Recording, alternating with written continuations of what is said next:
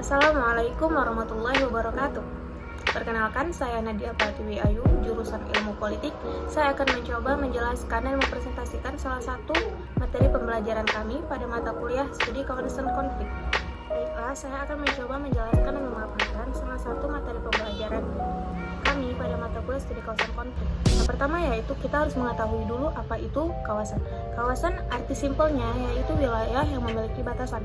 Sedangkan konflik berasal dari bahasa Latin yaitu configer yang artinya saling memukul. Sedangkan secara sosiologis konflik ini yaitu proses sosial yang dimana satu pihak ingin menyingkirkan satu pihak lainnya. Selanjutnya yaitu pengertian konflik menurut beberapa para ahli. Yang pertama yaitu menurut Takfiri. Takfiri mengatakan bahwasanya konflik ini merupakan warisan kehidupan sosial yang berlaku dalam keadaan apapun, dan ia ada jika adanya rasa ketidaksetujuan, kontroversi atau pertentangan antara satu pihak dengan pihak lainnya. Yang kedua yaitu konflik menurut Gibson. Gibson sendiri mengatakan bahwasanya konflik ini merupakan suatu hubungan yang mana hubungan itu akan menciptakan kerjasama, saling ketergantungan, dan dari kedua itu maka akan memunculkan suatu konflik. Contohnya yaitu konflik antar karyawan. Yang ketiga yaitu menurut Robin. Robin mengatakan bahwasanya konflik ini merupakan suatu proses interaksi yang terjadi akibat adanya rasa ketidaksesuaian atau perbedaan pendapat antara satu pihak dengan satu pihak lainnya. Dan di sini konflik itu bukan hal negatif saja, juga bisa berupa hal-hal positif. Yang keempat yaitu menurut Nicholas. Di sini konflik dipandang sebagai suatu perilaku, di mana dia bisa berupa interaktif pada tingkatan individual, interpersonal kelompok, atau dalam suatu organisasi. Selanjutnya yaitu jenis-jenis konflik menurut Darren Rock. Yang pertama yaitu konflik individu, konflik antar individu. Contohnya itu misalnya konflik antar teman, di mana di sini konfliknya itu ya memang antara satu pihak dengan pihak lainnya tanpa melibatkan orang lain. Yang kedua yaitu konflik antar kelompok-kelompok sosial. Misalnya permasalahan atau konflik di dalam suatu ras, dalam suatu komunitas gitu. Yang ketiga yaitu konflik terorganisir dan konflik tidak terorganisir.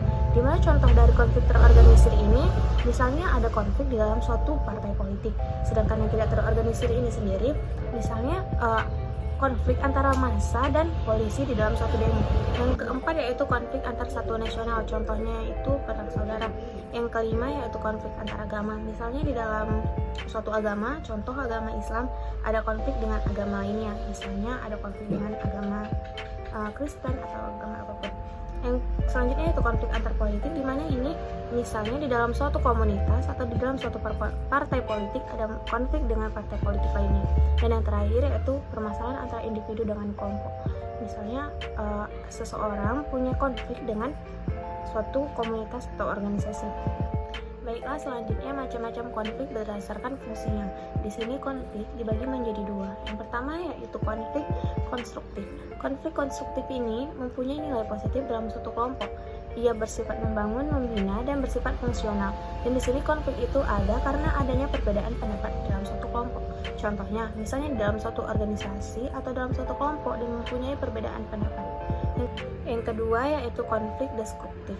Kalau tadi sih konstruktif dia bersifat positif, maka destruktif ini kebalikannya. Dia akan menghasilkan nilai negatif dalam suatu kelompok. Contohnya itu misalnya di dalam suatu pemilihan umum terdapat kesalahpahaman dan ia anarkis. Dan di sini maka disebut dengan konflik destruktif. Kalau tadi konflik berdasarkan fungsinya, maka kita akan membahas berdasarkan posisinya. Di sini ada beberapa macam konflik berdasarkan posisinya. Yang pertama yaitu konflik vertikal. Seperti yang kita ketahui, vertikal itu kan kayak gini, memanjang dari atas ke bawah. Maka dia artinya di sini konfliknya itu permasalahannya antara individu dengan individu lain yang memiliki jabatan yang berbeda. Contohnya konflik antara karyawan dan atasan. Yang kedua yaitu konflik horizontal. Kan horizontal itu rata kan. Maka di sini dia diartikan permasalahannya itu antara individu dengan individu lain yang ia memiliki kesetaraan, maksudnya itu jabatan mereka sama. Contohnya konflik antar karyawan. Yang ketiga yaitu konflik garis staf. Konflik garis staf ini yaitu biasanya terjadi pada seseorang yang memegang kendali dalam suatu organisasi atau dalam suatu kelompok. Yang keempat yaitu konflik peran, di mana konflik peran ini merupakan suatu konflik yang terjadi akibat adanya benturan pada seseorang saat ia sedang menjalankan peran-perannya. Selanjutnya yaitu penyebab-penyebab konflik. Yang pertama yaitu perbedaan individu. Seperti yang kita ketahui, antara individu satu dengan individu lainnya belum tentu memiliki persamaan. Anak yang kembar saja pasti mempunyai perbedaan. Di sini misalnya individu satu dengan individu lainnya memiliki pola pikir yang berbeda atau mempunyai pendapat berbeda dalam satu forum, dan dari situ bisa menimbulkan suatu konflik. Yang kedua yaitu perbedaan latar belakang budaya. Seperti yang kita ketahui, di Indonesia sangat banyak macam ragam-ragam budayanya.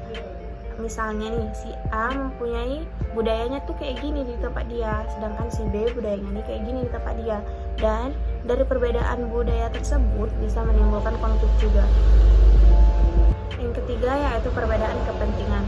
Setiap orang pasti mempunyai kepentingan yang berbeda-beda. Misalnya, si A mempunyai kepentingan seperti ini, si B mempunyai kepentingan seperti ini. Walaupun mereka di dalam suatu organisasi atau kelompok yang sama, jika di salah satu dari mereka mengedepankan rasa egonya, maka di sini bisa menimbulkan konflik. Baiklah, sekian pemaparan dan penjelasan dari saya. Semoga para audiens dapat menangkap hal-hal positif dari yang saya sampaikan dan dapat menambah pengetahuan dan wawasan kalian. Sekian, assalamualaikum warahmatullahi wabarakatuh.